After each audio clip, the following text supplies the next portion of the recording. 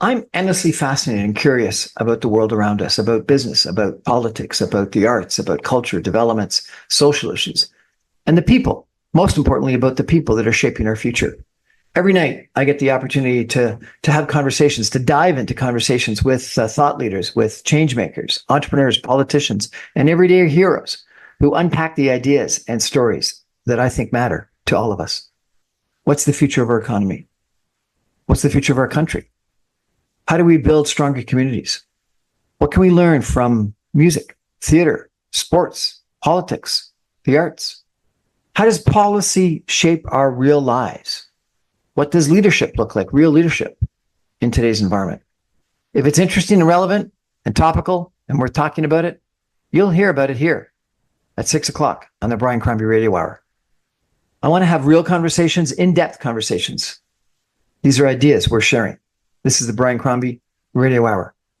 Thanks for joining me.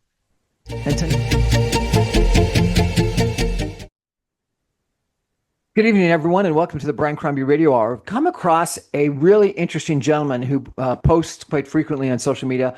He's coming to us from Brussels in Belgium in Europe. He is the founder of an organization called the European Institute of Professional Intelligence Officers, and he describes himself as a trusted advisor in security, defense, and international relations, a strategic bid writer, an intelligence-led product brokerage, a champion for human rights, integration in business, and he's an incredibly articulate gentleman who writes quite voluminously about what's going on in the war in Ukraine, what's going on in Eastern Europe, and also about things like batteries and jets and AI and stuff like that. And so it's going to be a real pleasure to chat with Brian Iselin tonight. Brian, welcome to the show.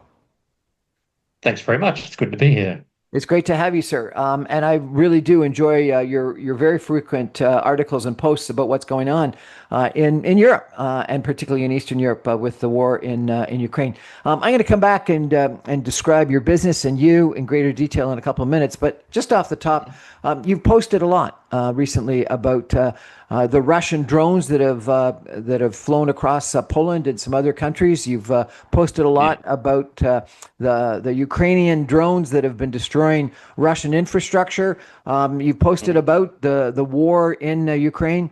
Where do you think we are, sir, right now in regards to the chance for peace or the prolonged war? If you looked at all of the indicators of the decline of a petrostate, Russia is seriously in decline and seriously running out of time. So Putin's back is against the wall.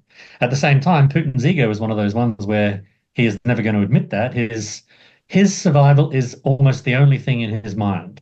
And it doesn't matter what it costs. And the closer we get to the collapse, collapses of states come very slowly, but then very suddenly. So the point is, you won't really see it. You'll see indicators up until the point where it collapses, but then it'll really collapse quickly.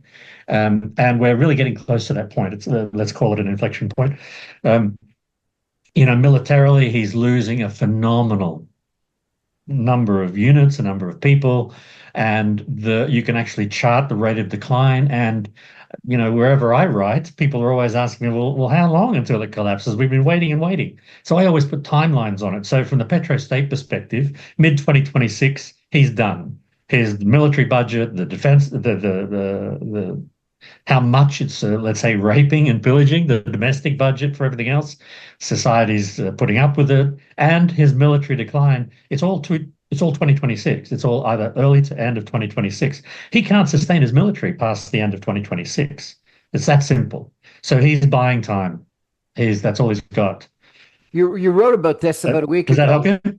You wrote about this about a week ago. Let me quote from your article, if I could. Russia's war in Ukraine has claimed over 1 million troops, turned thousands of tanks into twisted metal, and gutted its military for inches of scorched land.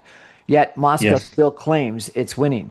In this investigation, you say that you expose the real cost of Putin's delusion, mass graves, rusting armor, and a future mortgage to blood.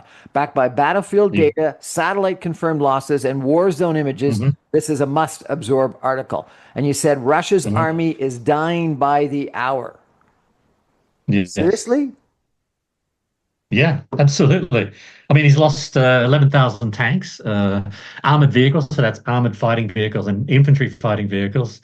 He's lost, 23,000 at last count. And artillery, which is, of course, as the Ukraine war has proved, artillery is not at all dead. Artillery is way back in the center of the battlefield. He's lost 32,000 artillery systems. These are completely unsustainable. I put the numbers together about what I wanted to show was what the replacement rate was, right? So of his troops at the moment, he's losing roughly 40 to 50,000 troops a month. And that's been higher at various stages when he was basically laying siege to Bakhmut, for example. He was losing up to 80,000 a day. Sorry, a month. Now he's replacing them at a rate of 30,000 with awful troops. Quality is terrible. They're talking, the prisoners, for example, are getting between 1 and 5 days of training. Many hit the field without ever having fired a shot. So his replacement rate is nowhere near the rate of attrition, huge attrition. Annual production of tanks, he's producing, 60 to 70 tanks. And he started, of course, bringing back the refurbished 1950s and 1960s tanks and putting them into battle. So he's absolutely back to the wall on these numbers. And yeah, 1.1 million casualties to date in this war. So what I think is really important is to think about the percentages of loss versus the stock that he had. Everybody talks about him expecting the war to be done in 3 days, and he really did believe that. And if you look at the loss of tanks, for example, he's now 385% over what he expected, the estimated losses, 385% above. On let's see, IFVs, AFVs, the fighting vehicles, 449% over. On the artillery, and as I said, this is really at the core of his battle. He pounds and pounds and pounds because it doesn't cost troops, right? He doesn't have to put people up against the wall, which he's happy to do, but he would rather not because he just feeds the attrition rate. But 770% or 800% if comparing to the including stored, a massive overshoot of what he expected to be losing in this war. And he can't replace them. These 32,000, 33,000 artillery pieces, he's bringing up about 1,000 or 1,900 units a month, and he just can't achieve what he expected to achieve, and his attrition rate is phenomenal. And I think one of the interesting things about the casualty numbers, 1.1 million, it's the breakdown, it's casualties. The breakdown is killed, the maimed, let's say, and missing. MIA as well is included in that. So on one side, he's losing soldiers a lot to injury, being maimed, for example. Now they go into a social security system effectively. They've got to go to hospitals unless his soldiers shoot the injured, which is happening. There's lots of recorded incidences. Soldiers are shooting the injured? Really? Yeah. Yeah, instead of trying to battlefield evacuate them, they're killing their own wounded in many cases. There's been video examples of that from Ukrainian drones, the Russians just shooting the wounded in the head. So this is happening. They don't want to bring wounded back. One, it slows them down. It's a vulnerability, which is, of course, why a lot of militaries seek to maim or injure soldiers rather than kill them, because each injured soldier, that takes 3 people to evacuate him. So there's a huge, let's say, a loss to effectiveness for every wounded soldier. So yeah, they're killing their own, but at the same time, those they're sending back, he is eating into the civilian economy, which includes hospital care and the like. He's eating into that phenomenally. His military budget, the military is taking 40% of the government budget, government spend. That is massive. He's basically depleted the National Wealth Fund, which is the money behind society meant to shore it up. His social security and the health system are absolutely overtaxed. And so this is causing an interesting thing. He's getting more and more injured going back into that system, and at the same time, he can't help them. So, everything is getting squeezed. He's really made a phenomenal mistake with Ukraine. To put it in perspective, one of the sentences that you had that really stuck with me is that as many people have been killed in this, as many Russian soldiers have been killed as the army was in size prior to this attack. So He's Yeah, destroyed a whole army, one whole army. yeah, he has. And he's lost more tanks than he had originally. So he's got all sorts of problems on his hands from attrition. Now, this is something he didn't expect, right? He, as I said, three I thought it was days, going to a be in win. a week or two. He, yeah, he wasn't expecting to be the victim of attrition because how many times in history have we seen the large attacker of, let's say, a city, putting it under siege? How often have we seen them the victim of attrition? We've had the people inside victim of attrition, right? They Yep. just have to be waited out. Well, in fact, in this case, Ukraine just has to wait out Russia because he is collapsing. It's just a matter of, that tipping point where the slow collapse becomes a sudden collapse. Okay, but And all of it, you pointed out in your article, sir. You said that yeah, what they're hoping for, what they're dreaming of, what they're waiting for, yeah, is the West to stop supporting Ukraine. Because you're saying the only way that Ukraine has yeah, been able to withstand this is because of Western support. So, what's your assessment right yes. now? You're in Belgium. You're an intelligence officer. You see what's going on. Mhm. Do you think Western He's support's going Putin's to is going to Yeah, die? Putin is doing everything. Putin is doing everything he can to influence the calculus within NATO of whether they continue to support or not. So he's actually trying to do things like the incursions over Poland and Estonia and the cutting of undersea cables and so on. What he's doing is actually creating an environment where, because he's probing us and we're not responding effectively, he's he's actually splitting us. He's dividing NATO into hawks and doves in a way, and that slows us down, and it also undermines our ability to defend and support Ukraine.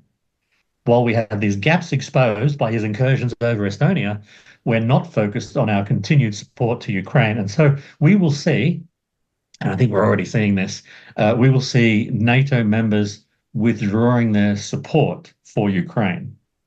We're already seeing, Slovakia is questioning it. Hungary is not supporting Ukraine. And so there are countries in the region that are just not stepping up. And they're effectively quislings for us. They are traitors to what Europe needs to be. And that's what he's counting on. He's splitting us with these diversionary tactics and probing. I don't understand. I apologize. If there's a threat to Poland, if there's a threat to Estonia with drones, I would have thought that would have become, even more persuasive that NATO's got to stand up and stop it. Why is this distraction a problem, It's do you think? because the thing is, it's not everybody is committed to the idea that we need to respond. There are a lot of countries on the border that are quite afraid. And I think some of the larger states actually are also a bit afraid of responding. You're not going to see Germany responding very quickly to these things. For example, Poland wants to. Poland just didn't have what was in place necessary to shoot down those drones. They were relying on a NATO response where, in fact, Poland should have had its own. So I think that he is doing these things specifically to divide us, and the intention being to conquer us, right?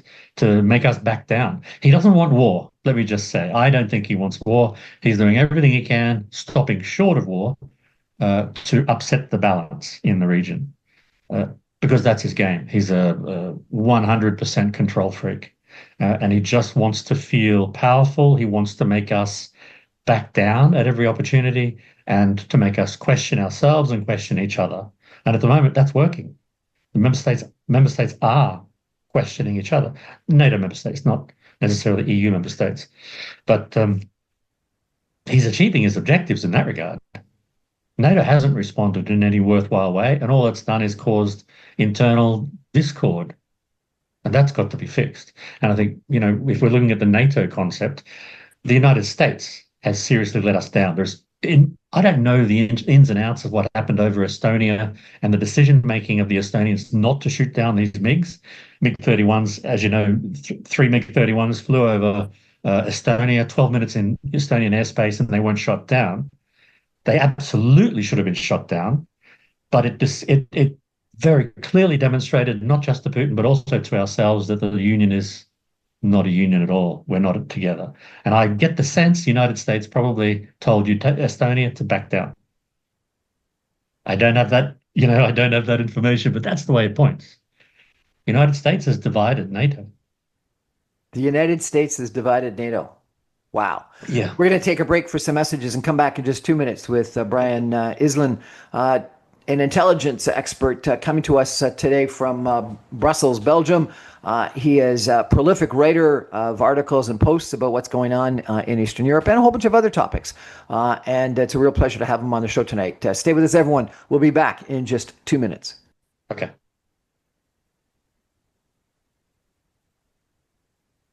Welcome back, everyone, to the Brian Crombie Radio Hour. I've got Brian Iselin with us tonight. He is the founder of an organization in Europe of intelligence officers. He is a prolific writer of articles and posts about what's going on in Eastern Europe, with the war in Ukraine and numerous other topics. And this is going to, I think, be a really interesting conversation today. Brian, tell us about your organization and why did you start it, if you could?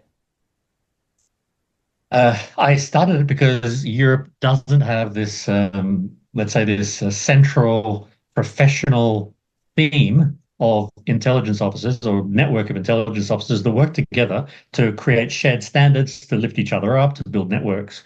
It's something Australia has done really well. The Australian Institute of Professional Intelligence Officers, or APO, they provide lots of training and networking opportunities, annual conferences, and so on, so that everybody across the intelligence spectrum, so military intelligence, law enforcement intelligence or criminal intelligence, national security intelligence, competitive intelligence, which I don't know whether you know that. This is people who use intelligence methods in business to understand their market and their competitors. So in many cases, this ends in that common phrase, corporate espionage, right? It's using intelligence trade work, field work, to work within the business world. So anyway, the idea is. So are you a corporate spy? No, not at all. I've done a little bit of work with some companies, but I'm not at all a core competitive intelligence person. No. I started out in military intelligence, then criminal intelligence, and then for the last, let's say, 20 years, been working on, modern slavery, mostly human rights and human trafficking. This has been my focus the last, let's say, 20 years. So building networks there, helping national security intelligence agencies work on human trafficking and the like. You've got dozens, if not more than that, of articles on what's going on in Ukraine and Russia. One of the ones that I found really interesting, about a week ago, you posted about the Putin oil squeeze at $47.60. How can the 2025 price cap cut Russia's oil margin? And you're saying that effectively the price cap is taking away all the profit from Russian oil. Explain that, if you could, please. Okay, since he invaded Ukraine in 2022, we've had a price cap on Russian oil. Now, that means that they can't sell over a certain price. They can sell, but then there are sanctions that mean that those people involved in buying it are going to be hit with, for example, economic sanctions. So people generally don't buy over the cap. The cap is, what's the best way to describe it? It's a moral cap. Right? It creates ethical quandaries for people who want to buy above it. So the problem we've had is that the Russian oil price has been pretty much below 60, hasn't triggered the price cap for the last 3 years. So in the various sanctions package that the EU has been putting forward, and we've now just implemented the 18th sanctions package, what we wanted to do, what we really needed to achieve, was move away from this fixed cap so that wherever the price went in the market, the price cap would also move with it. So this new one in the 18th sanctions package is 47.6 cents a barrel. Now, the fact that it's a moving cap means that as the Brent price goes up, so the cap stays in effect. If the price goes down, then the 47.60 comes into effect and can drop. So what we're doing is squeezing him no matter what the market does. We haven't been doing that. We've been not squeezing him because he's been making enough money on it. One of the interesting sides to that is that $60 a barrel has been the cap. It has been the number for 3 years.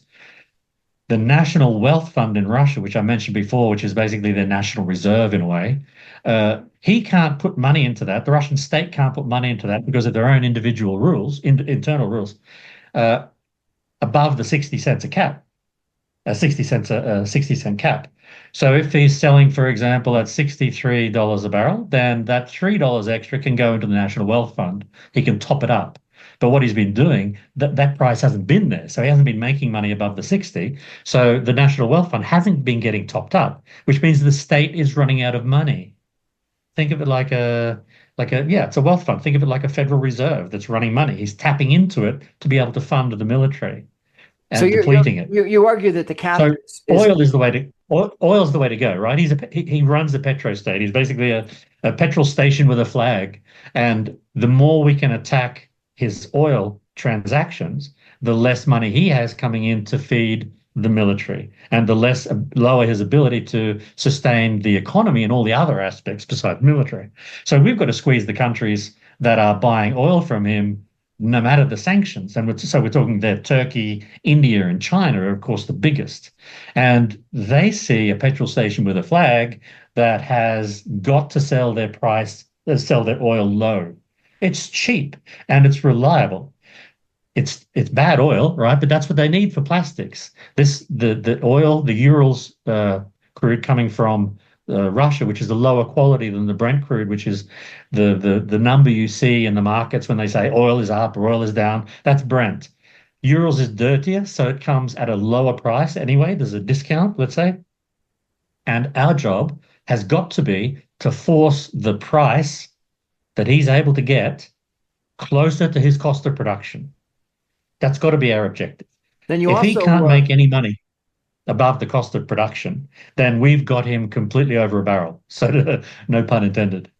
you also track these shadow shipments, and you show how the shadow Yeah, shipments have declined precipitously. And then you also talk about how insurance is a real issue. And I hadn't focused on this part of the question, that you're saying that the yeah, insurance is almost impossible to get. So tell me a little bit about what's happening with precisely. these shipments and how insurance plays. It basically feeds into this follow the money concept, right? So there is a leverage point, which is that the ships can't be insured if the purchase of the oil is above the cap price, which is, of course, why the ghost fleets, the shadow fleets.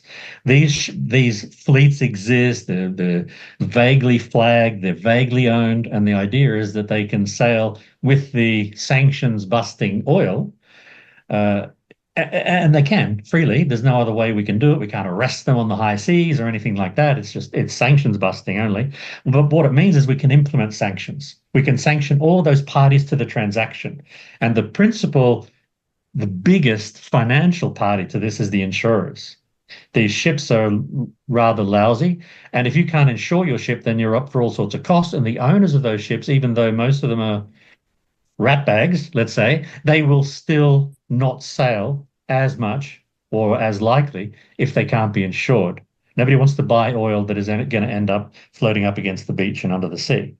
So insurers are a way of us being able to say, well, if you insure that ship, that badly flagged, badly maintained ship full of sanctions busting oil, then we will make sure that all of the business with you, government business with you, stops.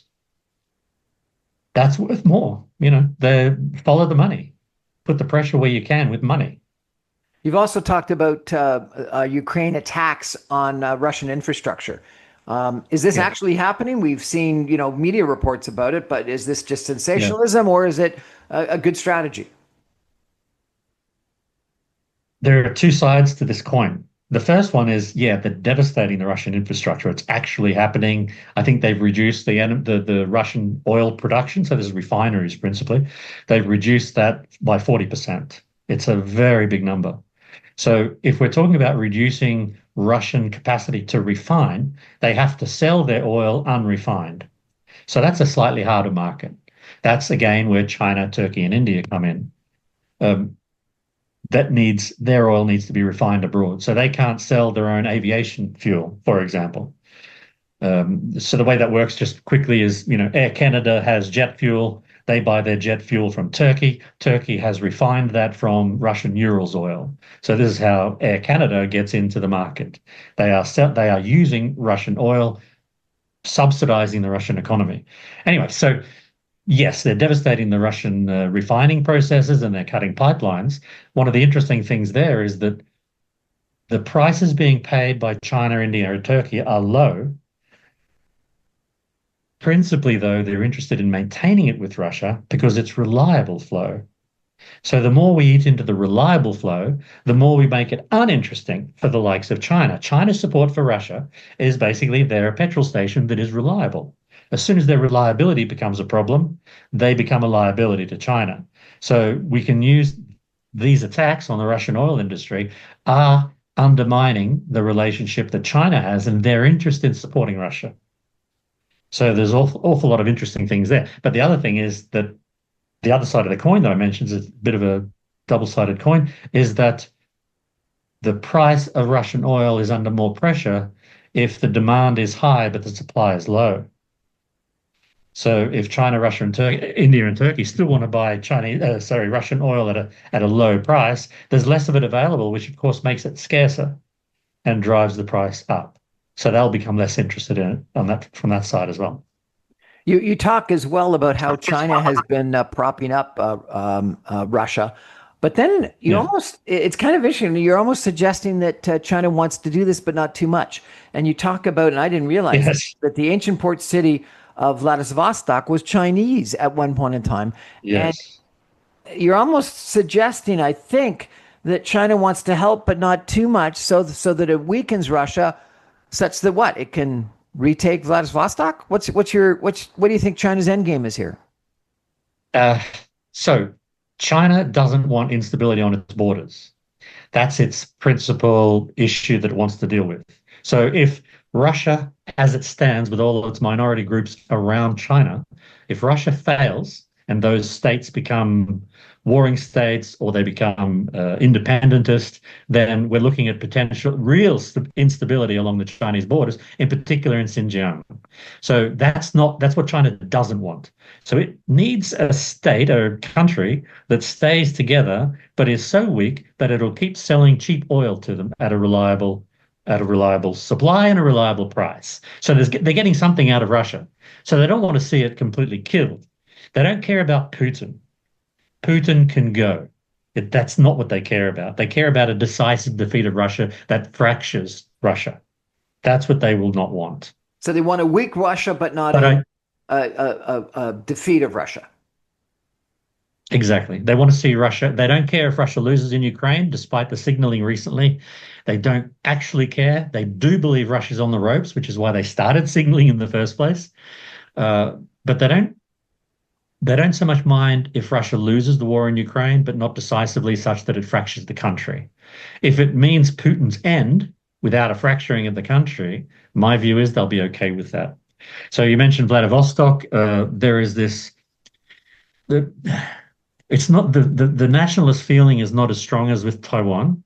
You know, the nationalism within China is being stoked by the party, or by Xi Jinping in particular, not necessarily the party, being stoked to make sure that Taiwan doesn't break away too far. Right, they keep it within reach. So the Pacific side of Russia, the Pacific Siberian area, was Chinese. So Vladivostok was Haishanwai, and the Chinese do feel strongly about getting that back. They see it as territory, a bit like gunboat diplomacy. They see it as territory that was ceded from them at the point of a gun. And there is an interesting move at the moment from within China for allowing their what they call netizens. This is in the average internet user in China. They're allowing netizens to start commenting publicly about taking that back. Now, this would not be happening. The central government would not allow these sort of conversations to be going on amongst netizens if they didn't want to sow that discord, if they didn't want to stoke that feeling. So stoking that feeling is something that, it's obviously quite real. They would like to get that back. Whether, if Russia doesn't fracture, can China negotiate a deal to take back what used to be Siberian Chinese territory? It's possible, right? Russia will need to deal. Fascinating. I didn't even know There's this. lots of so many interesting dynamics around China and Russia, and the difference between what they say publicly and what they're signaling by saying those things publicly. And I think that not enough people are probably reading between the lines. You know, Wang Yi, the foreign minister for China, he only speaks between the lines. anything he says publicly, there's a reason for it, and there's a sub messaging. So he said something recently when he was visiting. He said to Kaja Kallas, the foreign policy chief for the EU, he said China can't take a defeat of Russia, can't see a defeat of Russia. What he was actually saying by that was, well, China actually messaging about this says that they're worried that that's possible. They see Russia against the ropes in Ukraine now. They would not have said that a year ago because they had no sense, well, not a sense that they would talk about, that Russia was losing. China now thinks Russia's losing, and they're signaling what happens after.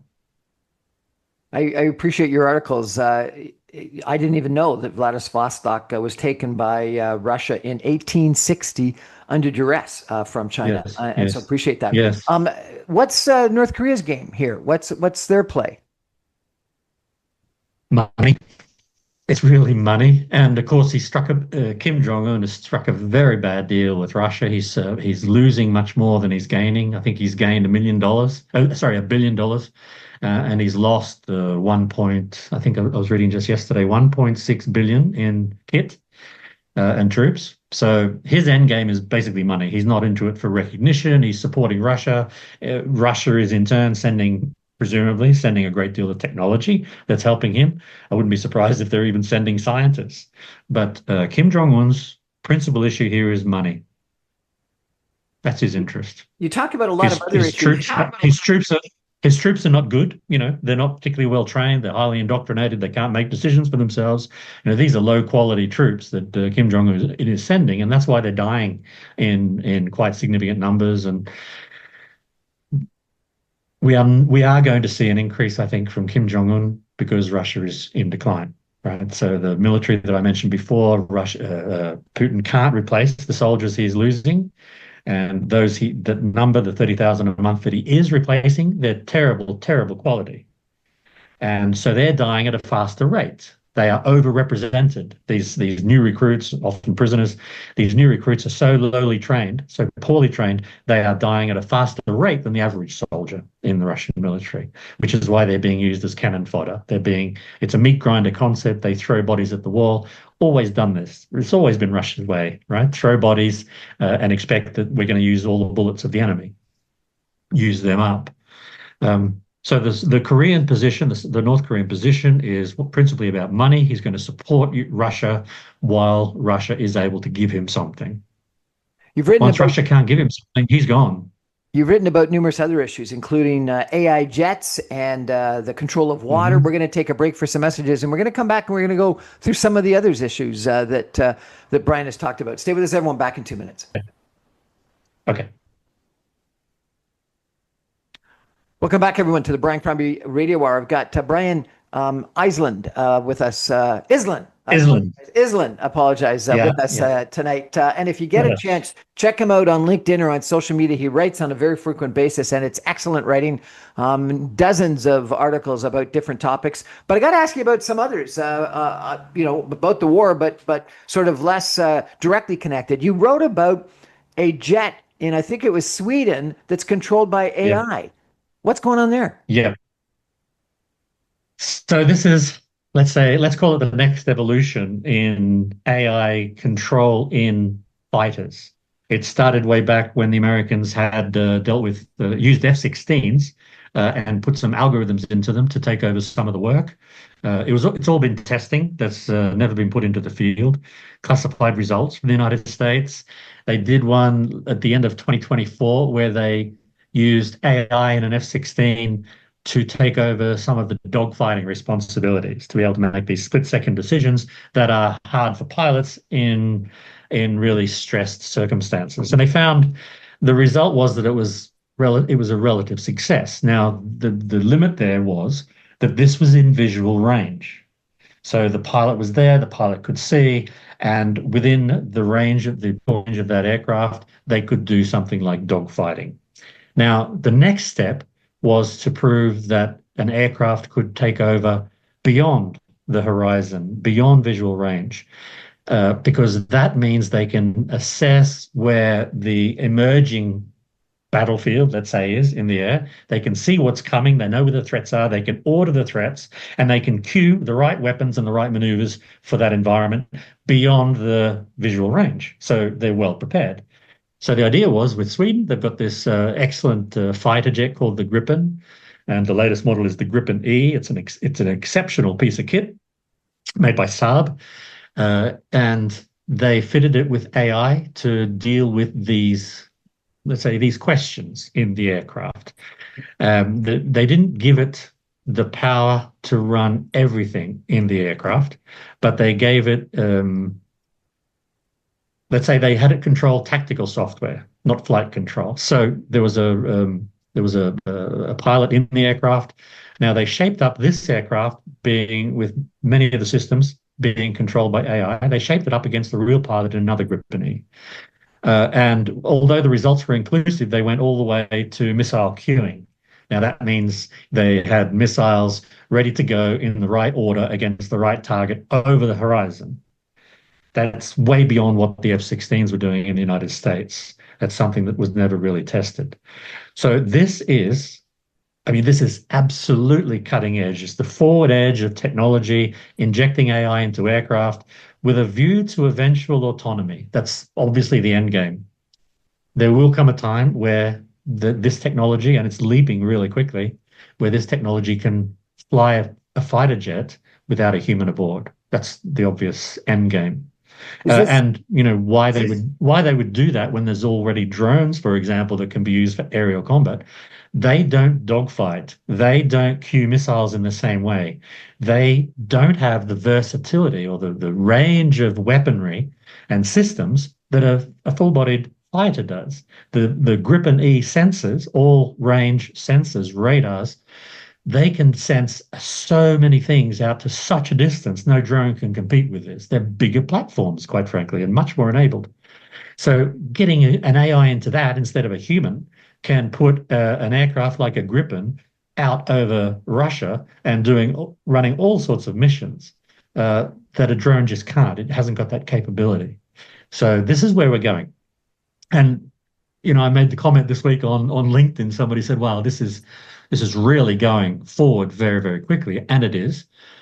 And they brought up, and certainly I have the imagery of the movie Terminator, the Schwarzenegger film, where the futurescape was all of these unmanned aerial drones and swarms. This is where we're going. It's not hard to see that happening rather quickly, actually. Is this good? AI, Is this good or bad? oh, I've had people say this is great because less people will die, and I've heard other people say once less people die, there'll be more war because the biggest negative of war is that people die, and so if you take that negativity out, more countries are going to be interested in war. What's your sense? I don't think people are going to war or not go to war because of whether they're going to lose pilots. I don't think that's the key. They will it'll change the calculus on the battlefield because a ground drone will be going up against another ground drone. And then it'll just be a matter of whose tech is better than the other's tech. So I don't see it as a to war or not to war question. It's really not that existential. Losing troops, as we've seen with Russia, that's not a problem. That's not the key. It's rather about the economic and political cost of doing so. I don't see that it's going to necessarily lessen the barriers to the decision about going to war. I got a couple of other issues. I could be wrong. Right? I want a couple of other issues I want to talk to you about. You talk a lot about batteries. I'm surprised. You talk about silicon carbon batteries. You talk about getting electricity out of batteries and using solar. Why are you so focused on batteries? Because energy is everything in the future. It's becoming it now, but it's everything in the future. And if we're not understanding our capacity to improve on energy production and storage, then we're destroying ourselves. We can't maintain this Terminator sky unless we've got great, reliable, rechargeable machinery. So that requires batteries. And it's not just for warfare, my interest is, of course, in electric vehicles because this is where the technology is moving fastest. Improving EV batteries to get more electric vehicles into the market to help save the planet. This is what's driving the green agenda, is driving a lot of that. And the battery tech is moving so quickly that it's something that we all, I think, need to understand where it's heading and how fast it's moving. So we're going from the old standard lithium ion battery that you find in the original EVs and in your phones. We're moving well beyond that to a range of chemistries, many of which are still based on lithium, but many of which are moving away from that to things that are much more sustainable and create an economy around, for example, salt, molten salt, or sodium ion instead of lithium ion. We're talking about new materials where a supply chain can't be held to ransom by one country. So there's obviously this anti-China subtext for Western interest in these things, but China is actually advancing much faster than anybody else, and that's largely because their energy needs are much greater than anybody else. And if they want to be the AI economy of the future, which is largely one of their targets, they need to invest strongly in energy production. So we're looking at all sorts of potential nuclear fusion going into a lot of the vessels and vehicles. So they are advancing very, very quickly on battery tech. So this is my interest in battery tech, right? It's a very fast advancing thing, and we won't survive our future world without massive advances in battery tech. A month ago, you wrote about something I never heard about before: graphite bombs. They're silent, non-lethal, and tactically devastating. Yeah. And Ukraine just needed them. In a war defined by attrition, drones, and long-range missiles, one of the most effective weapons is one the world barely sees: graphite bombs, non-lethal munitions designed to paralyze electrical systems. What's going on? Yes. Well, there are a couple of layers to this. One of them is that if you can win a war by non-lethal means, surely that's an attractive option. So the idea of non-lethal munitions is you can do things like the Americans did in Baghdad, and they did also in Belgrade. They blacked out areas before strikes were required, tactical strikes. So they shut down graphite bombs. Basically, it uses graphite filaments or little pieces, little particles, to put them on electric wires and substations. And they cause electrical arcing, which blacks out the thing for 24 to 48 hours, depending on how fast the cleanup crews can get there. But the electricity won't come back on in that substation or along those wires and those routes, won't come back on until the filaments are cleaned away. So if there's bad clean out crews, or if it's in a highly contested area like borders of Ukraine, the Russian cleanup crews aren't going to get there very quickly. If Ukraine wants to strike a military facility in Ukraine, the things they should be trying to do is black it out. No cell phones, arcing of electrical equipment on a military base causes fires everywhere. So this is a great prelude to a more surgical tactical strike in what is a blacked out, therefore uncontested airspace. It's a great potential. It's high tech, and it requires some technical capacity that Ukraine absolutely has. You look at what the Ukrainians are building now with their own cruise missile, the Flamingo, and they have what it takes to build graphite bombs. I think, though, the issue at the moment is that that's non-lethal, and both sides in this war are not prioritizing non-lethal means, if you see what I mean. So you said that water ends up being critical, and you said that the Ukraine water wars, Donetsk Canal now decides who lives with taps on. Tell me about water. Well, I was particularly talking about a canal that runs along the front line in the Donetsk region. So there are points in the canal where Ukrainians need to drink the water, but the Russians have control of the source. So they can turn taps on and off as they like. So they're hurting people in Donetsk, which, as you probably remember, they feel they own, and those people were loyal to Russia. They're hurting the people in this area by being able to turn the taps on and off. And so that's causing a lot of pressure in Donetsk, and the capacity to control the source of water is an issue. I think it was you could go back, this idea of water wars, you could go back to the early 80s or mid 80s when strategists were already talking about the use of water to create instability and to starve populations or countries and force them to the drawing board. And this is what was thought to be happening or did happen with the Tigris and Euphrates in Syria and in Iraq. These water courses have been controlled upstream as a way of forcing pressure downstream to negotiate. And I think that this Donetsk case, I was just making the point with that water is, as anything else, a really important, let's say, a resource to be able to control and to lead a war in the way you want it to go. You know, it's amazing the breadth of your coverage of your articles, from oil to drones to AI jets to China to electric batteries to water. It's absolutely incredible. We're going to take a break and we're going to come back with politics, which is one other issue that Brian has been talking about. Fascinating conversation today, Brian. Stay with us, everyone. Back in 2 minutes. Welcome back, everyone, to the Brian Crombie Radio Hour. We've got Brian Iselin with us tonight. He's a security, defense, and international relations expert. He runs an intelligence organization in Europe. He's coming to us tonight from Brussels, Belgium. We've talked about a whole bunch of things in regards to the war in Ukraine, the Russian invasion of Ukraine, but we've also talked about China. We talked about North Korea. We've talked about AI. We've talked about insurance for shadow fleets. We've talked about destruction of Russian infrastructure. I now want to talk about politics.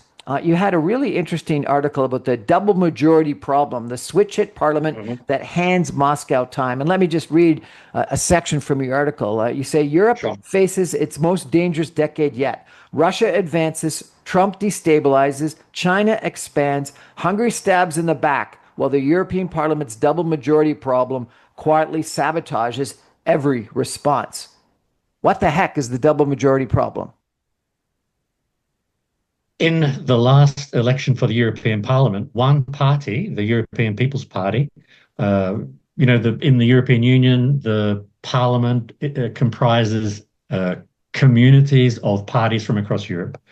So the EPP is rather centrist, or maybe just slightly right of centre, I would say. All those parties that are in that same position on the spectrum in each member state are members of the EPP. So now the EPP won such a significant majority, they are able to make decisions that the rest of the parliament, or many large parts of the parliament, can no longer block. But it means that the EPP can cast or pass laws without any of the other groups particularly attaching themselves to those. And so what happens is, to pass a law, they have to have some, but they don't need all, and they don't need many. So the coalitions required to pass a law are much more transactional. And so what they're able to do is make short-term deals on a particular law and then move on and change the coalition for the next law. And this is causing, I would say, let's say, a narrowing of the political discourse on an issue. They don't need to negotiate in the same way. They can play a small game in the background with one smaller group and still get a law through. So this is causing problems across all sorts of things. Small deals need to be made to get a small number of parties on board with the major party. And those deals mean, I'm just trying to think of an American equivalent, for example. We've all watched West Wing and the like. Those small parties are able to attach riders to legislation that goes through the parliament. And those riders are swing interests, let's say, or niche interests. And they can stop things happening as well with the same power. So the EPP is now having to start working with more extreme groups like the far right and the far left. Or they are working with those. They don't have to, but they are working with them because they can swing deals where they have the power. They attach a few riders to settle down the hard right people's interests, and the hard right go with them on a vote. So they're able to swing a majority in either direction, far left or far right. And that causes a kind of a schizophrenia in the parliament. And so this is, this is a difficult legislature, and this has not happened before. There's never been a party with such a such a power. It doesn't balance regional interests in the way that it should, which It's is what the interesting. European Parliament is It's for, right? interesting. It's The European interesting to Parliament is me. about representing.